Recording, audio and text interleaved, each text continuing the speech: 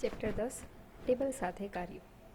આગળના પ્રકરણમાં ચર્ચા કર્યા પ્રમાણે આપણે દરરોજ અનેક નિર્ણયો લેવા પડે છે અને તે માટે એક અથવા બીજા પ્રકારની માહિતીની આપણને જરૂર પડે છે.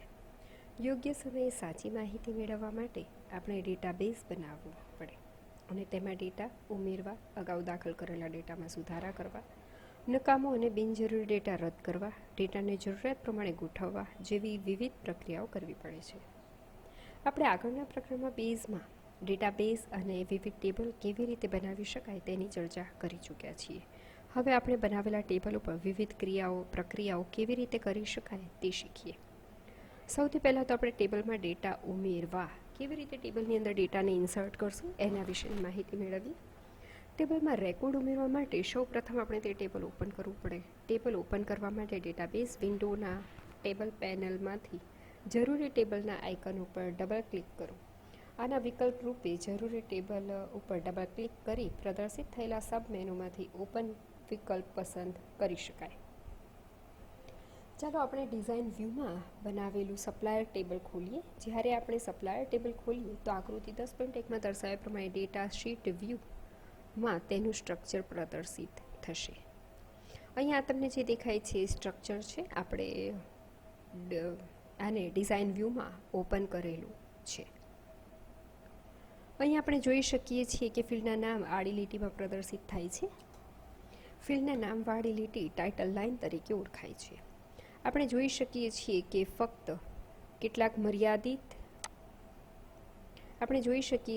કેટલાક મર્યાદિત ફિલ્ડને દર્શાવી શકે છે જે સ્ક્રીનમાં સમાઈ શકે.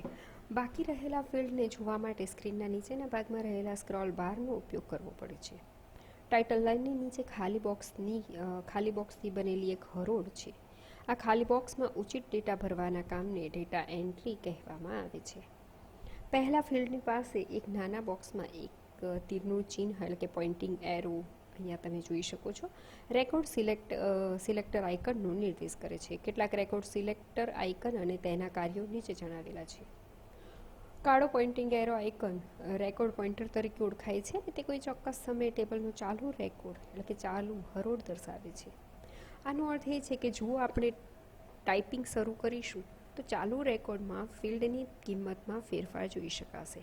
ફ્લેશ સાથેનો લીલું આઇકોન એ ટેબલના અંતનું નિશાન છે. તે ટેબલના છેલ્લા રેકોર્ડ પછી પ્રદર્શિત થાય છે. વાત કરીએ ડેટા શીટ વ્યૂમાં નવો રેકોર્ડ ઉમેરવા માટે છેલ્લી હરોળને સ્ક્રોલ કરો અને પછી ક્લિક કરો. આમ કરવાથી આપણું કર્સર ફિલ્ડમાં ગોઠવાઈ જશે અને આ આઇકન કાળો પોઇન્ટિંગ એરો બની જશે. વાત કરીએ પેન્સિલ આઇકનની. પેન્સિલ આઇકન એક એડિટ આઇકન્સ છે. જ્યારે ડેટા સુધારવા માટે કોઈ ફિલ્ડ ઉપર આપણે ક્લિક કરીએ તો કાળો પોઇન્ટિંગ એરો આઇકન બદલાઈને પેન્સિલ જેવો આઇકન બની જાય છે. આ આઇકન પ્રદર્શિત થશે ત્યારે રેકોર્ડમાં આપણે ફેરફાર કર્યા છે કે હજી સુધી સેવ કરેલ નથી. જો આપણે કર્સર બીજા રેકોર્ડમાં ઉપર ફેરવશું તો સુધારાનો સંગ્રહ થશે અને જો આપણે એસ્કેપ કી પ્રેસ કરશું તો આપણે કરેલા સુધારા રદ થશે અને મૂળ માહિતી પાછી આવી જશે. અહીં આકૃતિ 10.4માં ડાબી બાજુએ નીચેના વિભાગમાં બારનું નિરીક્ષણ કરતા આપણને રેકોર્ડ શબ્દ, તે પછી બોક્સમાં આંકડામાં કિંમત 4 અને અંતમાં ઓફ 4 જોઈ શકીએ છીએ. આ બાર એટલે કે નેવિગેશન બાર તરીકે ઓળખાય છે. તે રેકોર્ડને ઊભા એટલે કે વર્ટિકલી સ્ક્રોલ કરવા માટે કેટલાક નેવિગેશન્સ બટન્સ ધરાવે છે. તે રેકોર્ડ પોઇન્ટરની વર્તમાન સ્થિતિ પણ જણાવે છે. રેકોર્ડ 4 ઓફ 4નો અર્થ એ થાય છે કે આપણા ટેબલમાં કુલ 4 રેકોર્ડ છે અને હાલમાં આપણું કર્સર ચોથા રેકોર્ડ ઉપર છે. ચાલો હવે આપણે આગલા પ્રકરણમાં ચર્ચા કર્યા પ્રમાણે જુદા જુદા ફિલ્ડમાં સંબંધિત ડેટા ભરીએ. આપણે દરેક ફિલ્ડ ડેટા ટાઈપ અને ફિલ્ડ પ્રોપર્ટીથી વ્યાખ્યાયિત કરેલા હોય તે પ્રમાણે બેઝમાં ડેટા એન્ટ્રી નિયંત્રિત અને પ્રતિબંધિત રહે છે. અહીં એ નિરીક્ષણ કરો કે વર્તમાન હરોળમાં છેલ્લા ફિલ્ડમાં ડેટા એન્ટર કરવાથી કર્સર આપોઆપ પછીની હરોળમાં પ્રથમ ફિલ્ડમાં આવી જાય છે. બુલિયન પ્રકારના કિસ્સામાં ફિલ્ડમાં એક ચોરસ બોક્સ જોવા મળે છે. જો આપણે એના પર ક્લિક કરીએ તો તેમાં ખરાનું નિશાન જોવા મળશે. જો ખરાના ચિહ્ન સાથે બોક્સ જોવા મળે તો એનો અર્થ એ થાય છે કે તે ફિલ્ડની કિંમત સાચી છે અને નહીંતર ખોટી છે. કેટલાક રેકોર્ડ ઉમેર્યા પછી આપણી સ્ક્રીન કંઈક આવી જોવા મળી શકે. અહીંયા તમને એ જે છે એની અંદર રેકોર્ડ ઇન્સર્ટ કરીને દર્શાવ્યા છે. આ જે 4 ઓફ 4 છે એ છે આ કરંટ રેકોર્ડ પહેલો બતાવે છે અને આ ટોટલ રેકોર્ડ, એટલે કે ટોટલ આપણી પાસે 4 રેકોર્ડ છે. એમાંથી અત્યારે આપણે ચોથા રેકોર્ડ ઉપર છીએ. આપણી પેન્સિલ એડિટ મોડમાં તમે જોઈ શકો છો. આ છે new record, last record, next record, previous record and first record. વાત કરીએ ટેબલના રેકોર્ડને એડિટ કરવા માટે. અહીંયા આપણને કીધું છે તેમ એક વખત ડેટા ઉમેર્યા પછી નીચે જણાવેલા બેમાંથી કોઈ એક કારણથી તેમાં સુધારા કરવા પડે. એક કારણ તો એ કે ડેટા એન્ટ્રી સમયે ખોટો ડેટા ઉમેર્યો હોય, એટલે કે ભૂલથી કંઈક ખોટી ઇન્ફોર્મેશન અંદર મૂકી દેવામાં આવી હોય, ખોટો ડેટા. સાચી ડેટા એન્ટ્રી કર્યા પછી ડેટાની કિંમતમાં બદલવામાં આવ્યો હોય. આ કિસ્સામાં આપણે રેકોર્ડને સુધારો કરવો પડશે. ઉદાહરણ તરીકે ધારો કે કોઈ ચોક્કસ સપ્લાયરનું સાચું સરનામું આપણે ઉમેરેલું છે. કેટલાક સમય પછી માલ મોકલનાર કંપની સ્થળ બદલે છે. આ કિસ્સામાં સપ્લાયરનું સાચું સરનામું ઉમેર્યું હોવા છતાં સ્થળ બદલાવા માટે આપણે તે એડિટ કરવું પડશે. અગાઉ ઉમેરેલા ડેટાને સુધારવાની પ્રક્રિયા એટલે કે એડિટિંગ તરીકે ઓળખાય છે. સુધારવાનું કાર્ય કરવા માટે આપણે ટેબલ ખોલવું પડશે અને આપણે જેને સુધારવા ઈચ્છતા હોય તે ફિલ્ડની કિંમત ઉપર માત્ર કર્સર મૂકો અને જરૂરી સુધારા કરો. ટેબલમાંથી રેકોર્ડને ડિલીટ કરવા.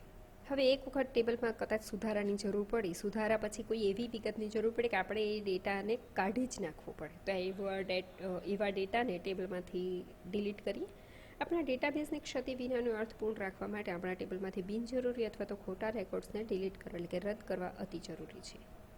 આમ કરવાથી સ્પષ્ટ ચિત્ર મળશે અને સાથે સાથે ડિસ્કમાં કેટલીક જગ્યા મુક્ત થશે. ટેબલમાંથી કોઈ પણ રેકોર્ડ રદ કરવા માટે સૌપ્રથમ ટેબલ ઓપન કરો અને અનિચ્છનીય રેકોર્ડ પસંદ કરો. રેકોર્ડ પસંદ કર્યા પછી આપણે નીચે જણાવેલી 2 રીતે તેને દૂર કરી શકીએ. કીબોર્ડ ઉપર ડિલીટ કી દબાવીને અથવા તો એડિટ મેનુમાંથી ડિલીટ વિકલ્પ પસંદ કરીને. અને બીજું ઓપ્શન આપેલું છે કે પસંદ કરેલા રેકોર્ડ ઉપર રાઇટ ક્લિક કરી અને સબ મેનુમાંથી ડિલીટ રેકોર્ડ વિકલ્પ પસંદ કરી. જ્યારે તમે રેકોર્ડ દૂર કરો છો ત્યારે આ પ્રમાણેનું ડાયલોગ બોક્સ રજૂ થાય છે. Do you want to delete the selected data? Yes આપશો. યસ બટન ઉપર જો ક્લિક કરવામાં આવશે તો પસંદ કરેલો રેકોર્ડ ટેબલમાંથી કાયમ માટે દૂર થશે. અને નો બટન ઉપર ક્લિક કરીશું તો ટેબલમાંથી રેકોર્ડ દૂર નહીં થાય અને દ્રષ્ટિમાં તે ફરીથી પ્રદર્શિત થશે, એટલે કે ફરીથી એ જોવા મળશે. ટેબલમાં ડેટાને શોર્ટ કરવા. આપણે ડેટાબેઝ બનાવી અને તેની જાળવણી કરીએ છીએ કારણ કે આપણું અંતિમ ધ્યેય જ્યારે જરૂર હોય ત્યારે માહિતી મેળવવાનું છે અને ધીમે ધીમે ટેબલમાં રેકોર્ડ વધશે. આથી સરળતાથી અને ખૂબ ઝડપે માહિતી મેળવવા માટે ટેબલનો ડેટા કોઈ ચોક્કસ ક્રમમાં ગોઠવાયેલો હોય તે ઇચ્છનીય છે. પ્રોડક્ટ ટેબલમાં વિવિધ ઉત્પાદનોમાં હજારો રેકોર્ડ હોઈ શકે. ધારો કે તમે કોઈ ચોક્કસ ઉત્પાદનની કિંમત સાથે વિગતો શોધવા માંગો છો.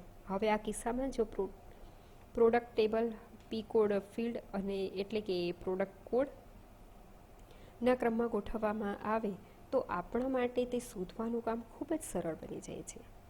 પણ ધારો કે આપણે પ્રોડક્ટ કોડ જાણતા નથી તો ચોક્કસપણે આપણે તે ઉત્પાદનોને રેકોર્ડ સરળતાથી ખૂબ ઝડપી શોધી શકતા નથી.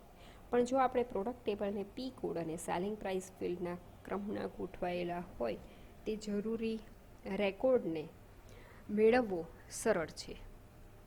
આથી ચાલો આપણે ટેબલને કઈ રીતે ક્રમમાં ગોઠવશું તે જોઈએ. ટેબલને નીચે જણાવેલા 2માંથી એક રીતે ક્રમમાં ગોઠવી શકાય.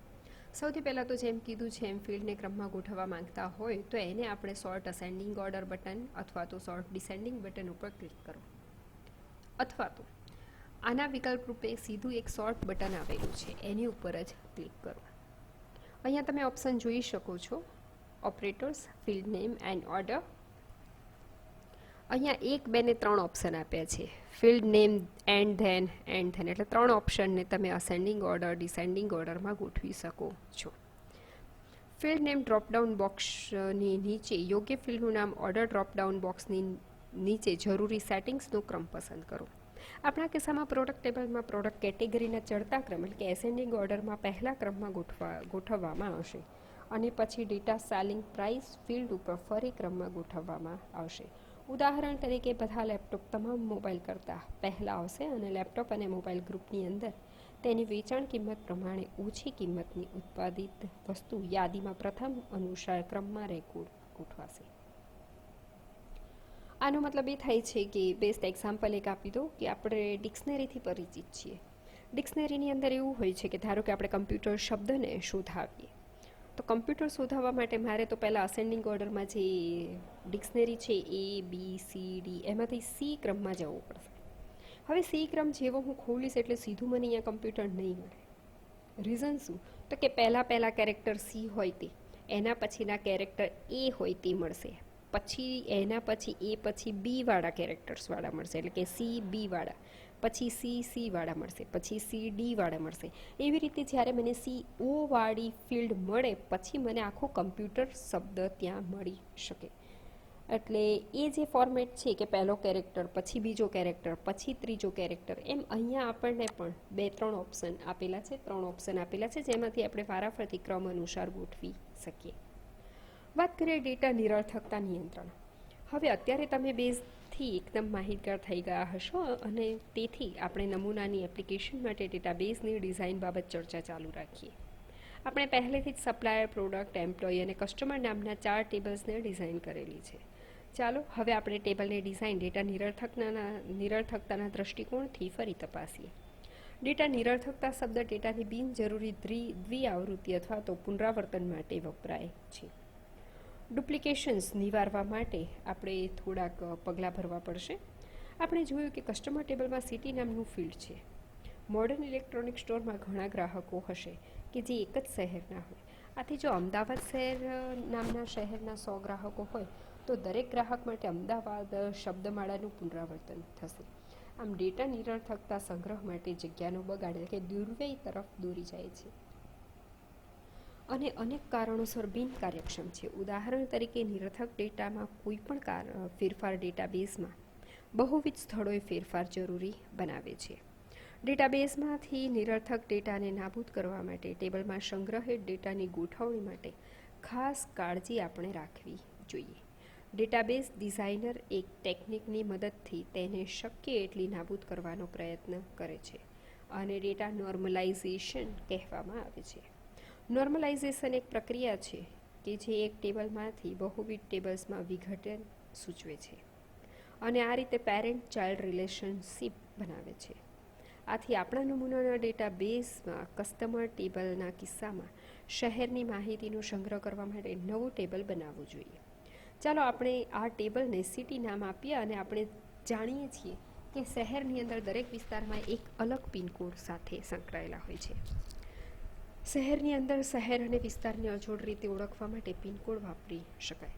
આથી સિટી ટેબલ રેકોર્ડ દરેક રેકોર્ડને ઓળખવા માટે પિનકોડને પ્રાઇમરી કી તરીકે વાપરી શકાય. અહીંયા સિટી ટેબલનો એક નમૂનો આપેલો છે, પિનકોડ, એરિયા અને સિટીની. અહીંયા તમે 2 વખત અમદાવાદ શહેરનું નામ જોઈ શકો છો.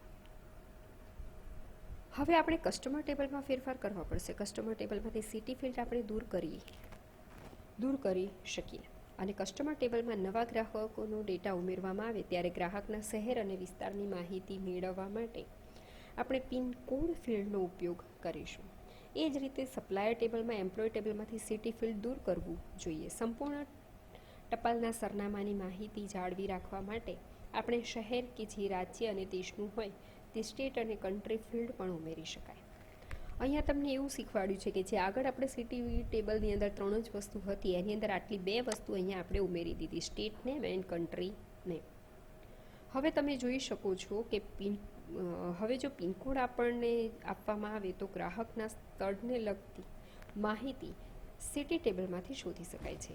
પરંતુ હવે અવલોકન કરી શકો છો કે ઉપરનું ડિઝાઇન કરેલું સિટી ટેબલ એક ક્ષતિ ધરાવે છે જેને ડેટા નિરર્થકતા કહેવાય.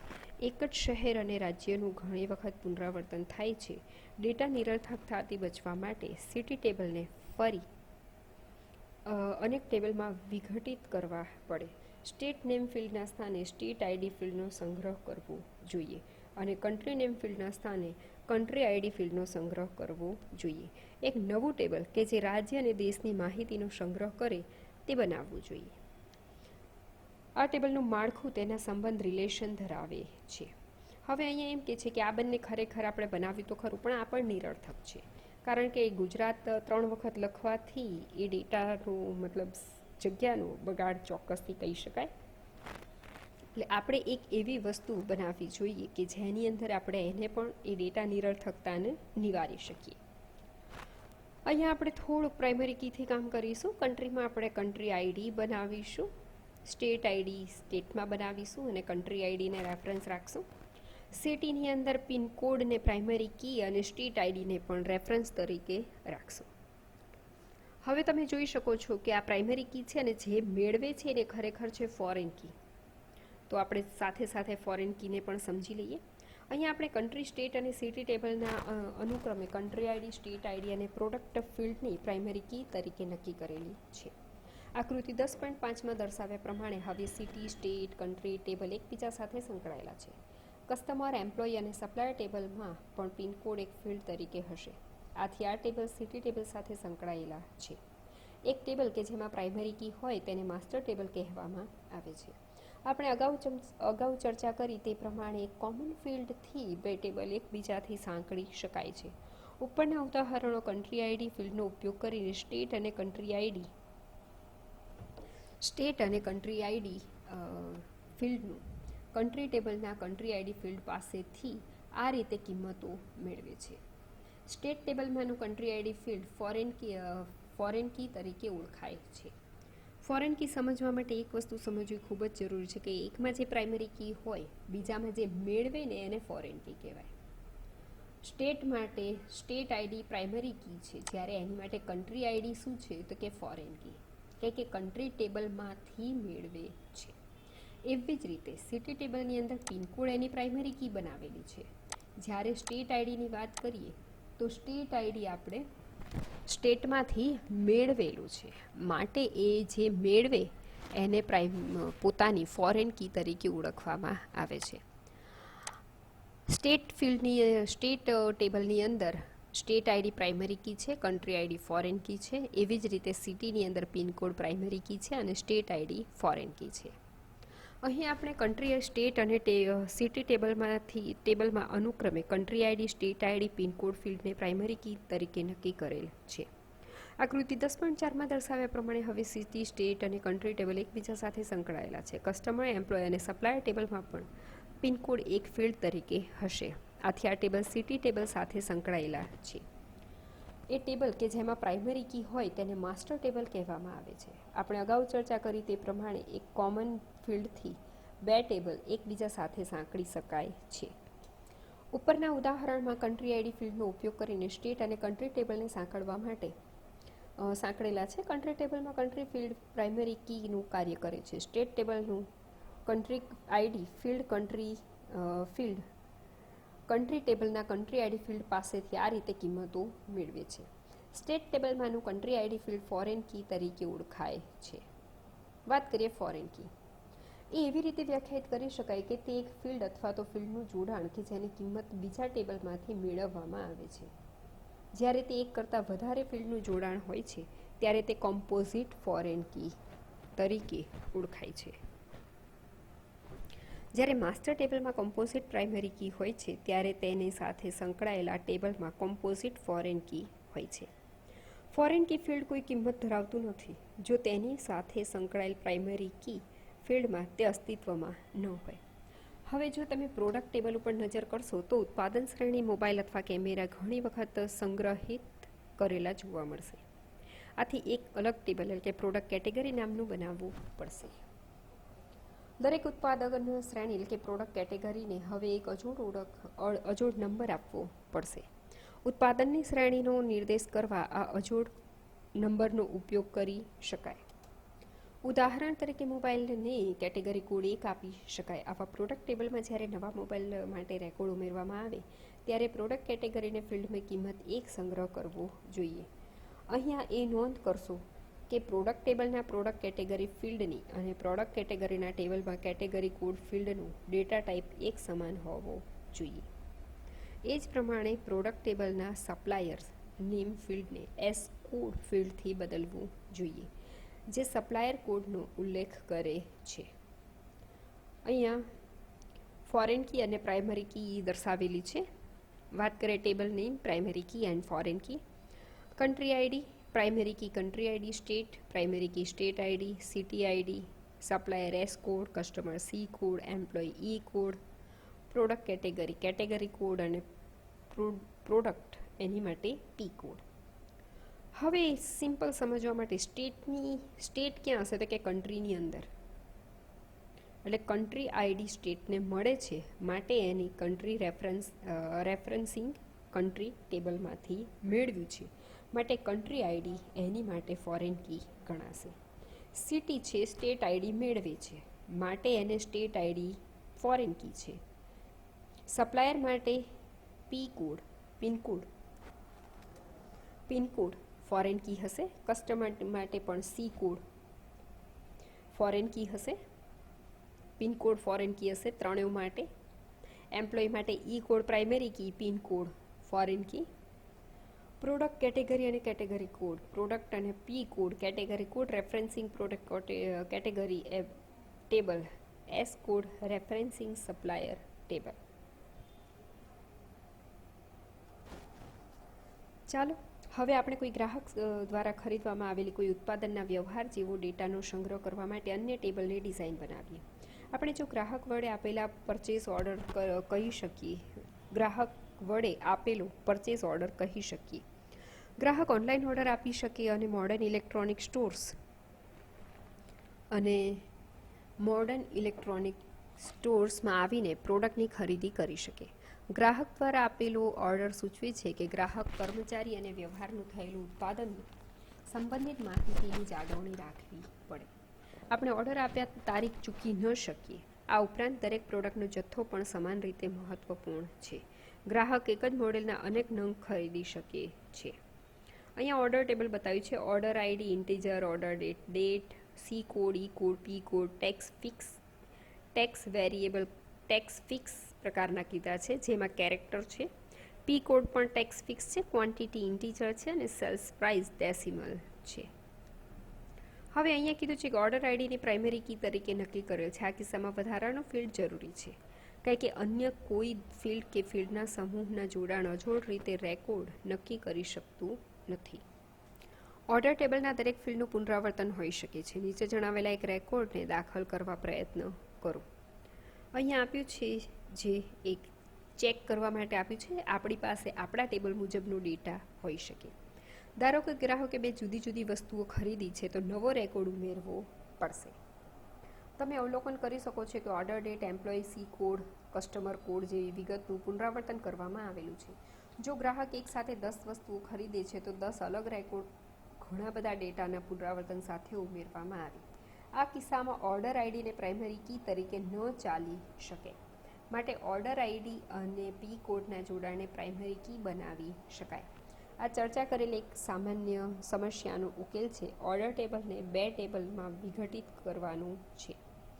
ઓર્ડર ટેબલ અને બીજું ઓર્ડર ડિટેલ. આથી ઓર્ડર ડેટ, સી કોડ અને ઈ કોડ ફિલ્ડનો સંગ્રહ ઓર્ડર આઈડી સાથે ફક્ત એક જ વાર થાય અને તે ઓર્ડર ટેબલમાં અજોડ રીતે ઓળખાય છે. ઓર્ડર ડિટેલ ટેબલમાં ઓર્ડર આઈડી, પી કોડ અને ક્વોન્ટિટી અને સેલ્સ પ્રાઇસનો સમાવેશ થશે. ઓર્ડર આઈડીની કિંમત ઓર્ડર ટેબલમાંથી મેળવવામાં આવશે અને આથી તે એક ફોરેન કી ફિલ્ડ હશે. આ રીતે ઓર્ડર ડિટેલમાં એવી વિગત છે જે રિપીટ થાય છે. હવે અહીંયા તમે જોઈ શકો છો ઓર્ડર, પી કોડ અને quantity, selling price. Order detail ટેબલની પ્રાઇમરી કી શું હોઈ શકે? આપણે અગાઉ ચર્ચા કર્યા પ્રમાણે જે ફિલ્ડને પ્રાઇમરી કીની કિંમત અજોડ હોય તેની ડુપ્લિકેટ કિંમત ન હોઈ શકે. એટલે કે જે ફિલ્ડને આપણે પ્રાઇમરી કી બનાવેલી હોય ને એની અંદર ડુપ્લિકેટ વેલ્યુ ન હોઈ શકે. એને સમજવા માટે સિમ્પલ એક્ઝામ્પલ, તમારા આપણે પોતાના ક્લાસની જ વાત કરીએ કે ક્લાસમાં કોઈ બે વ્યક્તિનું નામ કદાચ એક સમાન મળી શકે, પણ ક્યારેય રોલ નંબર એક સમાન મળી શકે નહીં. માટે તમને દરેક વિદ્યાર્થીને એક અજોડ રોલ નંબર આપવામાં આવે છે. કદાચ આપણે એવું વિચારીએ કે ભાઈ 1 થી 50 રોલ નંબર જો તમારા ક્લાસમાં છે તો બીજા ક્લાસમાં પણ 1 થી 50 હોઈ શકે, પણ હા, દરેક ક્લાસને આપણે અલગ પાડીએ છીએ કે ધારો કે એ ક્લાસ હોય, બી ક્લાસ હોય, 9મું ધોરણ હોય, 10મું ધોરણ હોય, 11મું ધોરણ હોય, 12મું ધોરણ હોય, ઇંગ્લિશ મીડિયમ હોય, ગુજરાતી મીડિયમ હોય, મેથ્સ હોય, બાયોલોજી હોય. એટલે ક્યાંક ને ક્યાંક કોઈક ને કોઈક રીતે અલગ પડતું હોય છે, જેને અજોડ ઓળખ તરીકે ઓળખાય છે. એક જ ઓર્ડરમાં પ્રોડક્ટ કોડનું પુનરાવર્તન નહીં થાય, માટે બે ફિલ્ડના જોડાણથી પ્રાઇમરી કી બનાવવામાં આવે. જ્યારે એક કરતાં વધારે ફિલ્ડના જોડાણને પ્રાઇમરી કી તરીકે નક્કી કરવામાં આવે છે ત્યારે તેને કમ્પોઝિટ પ્રાઇમરી કી તરીકે ઓળખવામાં આવે છે. અહીંયા આપણે વાત કરીએ ઓર્ડરની અને ઓર્ડર ડિટેલ. ઓર્ડરની અંદર ઓર્ડર આઈડી, અહીંયા પણ ઓર્ડર આઈડી 2 પ્રાઇમરી કી દર્શાવે છે. Composite primary key. Order detail ટેબલમાં કમ્પોઝિટ પ્રાઇમરી કી બનાવવા માટે ઓર્ડર આઈડી ફિલ્ડ પસંદ કરો, કંટ્રોલ કી દબાવો અને પી કોડ હરોળ પસંદ કરો. બંને હરોળો એક સાથે પસંદ થશે. અહીંયા તમે જોઈ શકો છો, આપણે કમ્પોઝિટ પ્રાઇમરી કી બનાવવી હોય તે બંનેને એક સાથે ભેગા કરી રાઇટ ક્લિક કરી અને તમે એને પ્રાઇમરી કી સેટ કરી શકો છો. અહીંયા પસંદ કરેલા એરિયાને ઉપર રાઇટ ક્લિક કરો. આથી પ્રાઇમરી કી સાથેનું એક પોપઅપ મેનુ પ્રદર્શિત થશે. પ્રાઇમરી કી વિકલ્પ પસંદ કરો. આથી પસંદ કરેલી 2 હરોળોની ડાબી બાજુએ કી સિમ્બોલ ચાવી જેવું ચિહ્ન આવી જશે.